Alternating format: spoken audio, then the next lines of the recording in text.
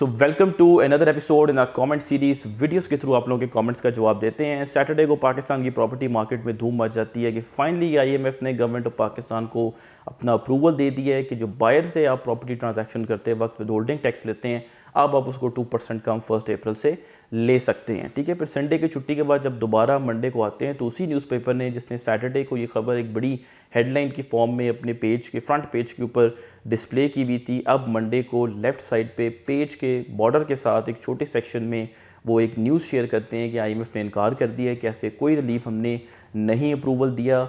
हमने जब ये न्यूज़ अपने यूट्यूब कम्युनिटी पेज पे आप लोगों के साथ शेयर की, एक व्यूअर ने बड़ा इंटरेस्टिंग कमेंट किया कि आईएमएफ क्या चाहता है। And I have also experience since my university times कि आईएमएफ को लेके पाकिस्तान में काफ़ी मिसकंसेप्शन है और पाकिस्तान की प्रॉपर्टी मार्केट से आईएमएफ को क्या मसला है, कोई पर्सनल मसला हमें ऐसा लगता है कि पाकिस्तान की प्रॉपर्टी मार्केट से, उसको भी जो है इस वीडियो में हम एड्रेस करेंगे। मैंने एक प्राइवेट हाउसिंग सोसाइटी के चेयरमैन की भी वीडियो देखी तो वही कहते हैं कि आईएमएफ जो है कोई इंटरनेशनल कंस्पिरेसी के थ्रू पाकिस्तान के रियल स्टेट सेक्टर का जो है वो कत्ल कर रहा है। ठीक है, वो दुबई को रेफरेंस दे रहे थे, डायरेक्टली नहीं बोला, but that was the main between the lines, उनकी इसी कंट्री का जो है वो रेफरेंस वो दे रहे थे। ठीक है, so to answer this question we have to go back in time over half a century. It's 1940s और एलाइज नाजी जर्मनी के ऊपर प्रिवेल करने वाले हैं। वर्ल्ड वॉर 2 ख़त्म होने वाली है and they are chalking out कि post world war 2 world order क्या होगा, कौन से ऐसे इंस्टीट्यूशंस होंगे जो नए बनाने हैं। Since league of Nations fail हो चुका था वर्ल्ड वॉर 2 को रोकने से, तो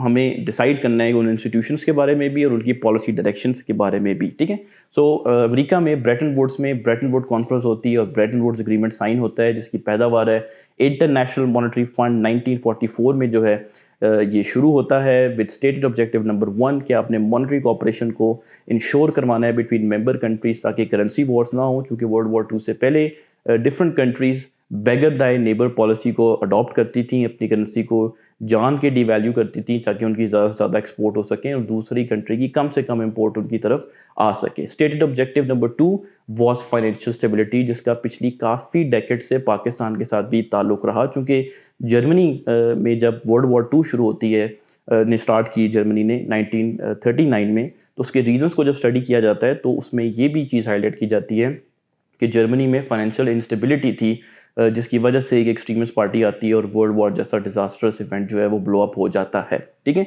सो टेक्निकली आईएमएफ का कोई ताल्लुक नहीं है इकोनॉमिक ग्रोथ से कि वो कहेंगे जी आप इस सेक्टर को जो है वो प्रमोट करें कि प्रोडक्टिविटी बढ़े, एम्प्लॉयमेंट बढ़े, पॉवर्टी कम हो। ये वर्ल्ड बैंक जैसे इदारों के, यूनाइटेड नेशंस जैसे इदारों के मैंडेट्स हैं। आईएमएफ का ये है कि फाइनेंशियल स्टेबिलिटी होगी तो ये सारी चीज़ें इकोनॉमिक ग्रोथ वगैरह आप अचीव कर सकेंगे। So financial stability is the means towards economic growth and prosperity. Take the example of an individual जो अपनी इनकम से ज़्यादा एक्सेसिव स्पेंडिंग करते हैं, तो जाहिर है उसको फाइनेंस करने के लिए उनको बोरो करना पड़ता है, फिर हर वक्त वो डेट सर्विस करते रहते हैं, उनके पास हेल्थ एजुकेशन पे स्पेंड करने के लिए पैसे नहीं होते। ये चीज़ें प्रोडक्टिविटी और आपकी इनकम अर्निंग कैपेसिटी को इंक्रीज़ करती हैं। ठीक है, सो आईएमएफ ये कहता है जब आप ऐसे इंडिविजुअल आईएमएफ के पास जाता है कि जी हमें बचाएं, हम बैलेंस पेमेंट क्राइसिस में, फिस्कल क्राइसिस में, तो आईएमएफ कहता है जी अपने खाते लेकर आएँ।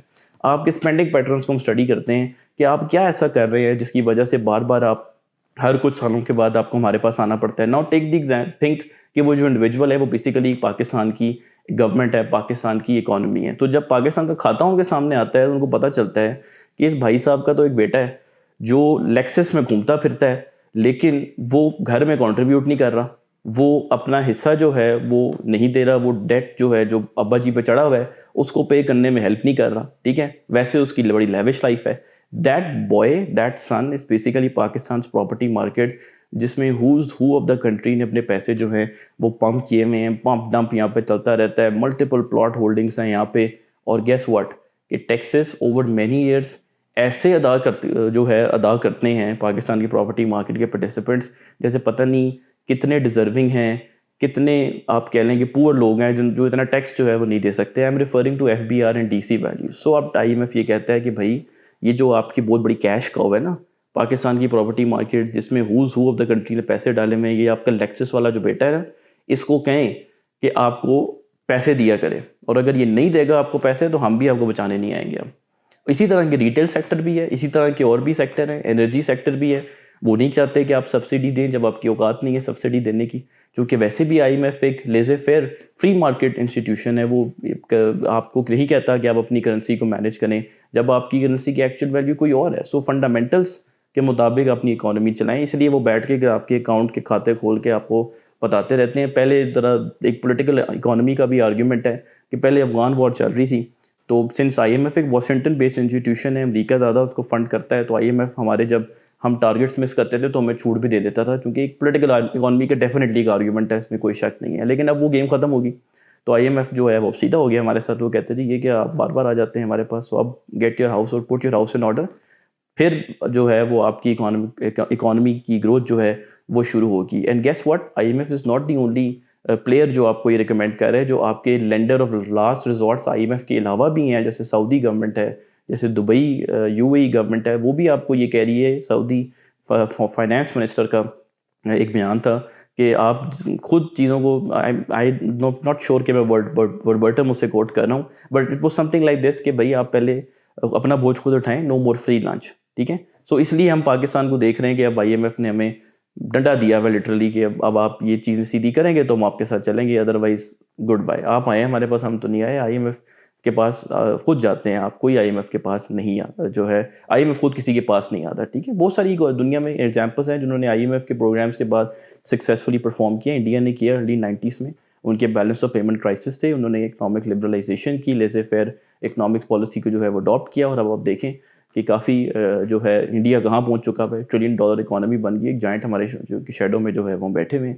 سو this is what is I M F's problem with Pakistan property market. It's just a son who spends too much, has too much money, but he's not contributing towards the national exchequer. ٹھیک ہے, so on that note, I hope میں نے آپ لوگوں کے question کا answer کر دیے. Do consider subscribing our channel Property Gupshup. We'll keep doing such videos for you. Thank you very much.